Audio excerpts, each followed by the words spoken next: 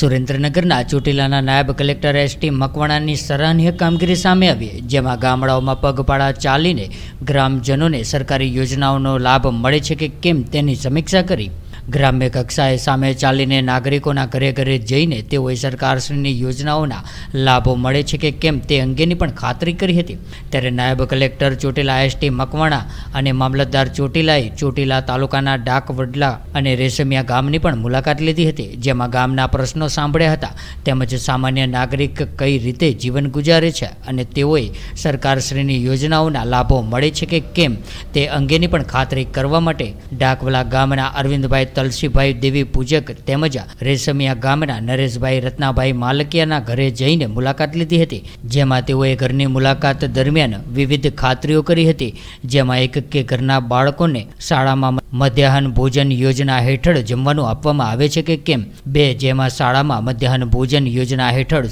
શું જમવાનું આપવામાં આવે છે તે અંગે બાળકો સાથે પણ ચર્ચા કરી હતી. ત્યારે બાળકોને શાળાએ સમયસર મોકલવામાં આવે છે કે કેમ, શાળામાં બાળકોને પાઠ્યપુસ્તકો ફ્રીમાં મળે છે કે કેમ, શાળામાં બાળકોને શિષ્યવૃત્તિ મળે છે કે કેમ, સસ્તા અનાજની દુકાનોમાંથી અનાજ મળે છે કે કેમ, ત્યારે ખાતેદાર હોય તો તેઓને કૃષિ અંતર્ગત 2000 મળે છે કે કેમ, પીવાનું પાણી સમયસર મળી રહે છે કે કેમ, અગર જો મકાન કાચું છે તો તેઓએ ફોર્મ ભર્યું છે કે કેમ, ઈ-ધરા કેન્દ્ર ખાતે દાખલ થતી વારસાઈ હયાતીમાં હક દાખલ, વહેંચણી, હક કમી, વેચાણ વગેરેની નોંધો બાબતે પણ કોઈ પ્રશ્ન છે કે કેમ જેવી વગેરે બાબતોના પ્રશ્નોને લઈને ચર્ચા કરવામાં આવી હતી. જે પૈકી રેશમિયા ગામના નરેશભાઈ રત્નાભાઈ માલકિયાને કાચું મકાન હોવાથી તે અંગે તેઓના પૂછતા અરજદારને પાકું મકાન બાંધવા માટે અરજી કરવામાં આવી. તેમના જણાવતા નાયબ કલેક્ટરશ્રીએ તે અરજી કયા સ્ટેજ ઉપર પેન્ડિંગ છે તે અંગેની પણ ખાતરી કરીને રિપોર્ટિંગ કરવા સંબંધિત અધિકારી કર્મચારીઓને સૂચના આપવામાં આવી હતી.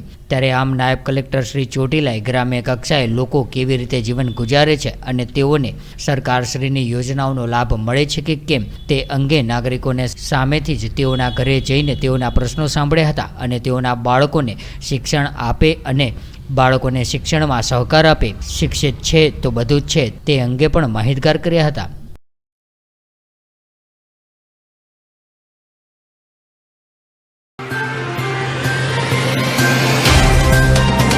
तो व्हाट्सएप, ट्विटर, फेसबुक, इंस्टा जहाँ भी आपका अकाउंट है, इसे शेयर बटन के द्वारा वहाँ पर शेयर करें.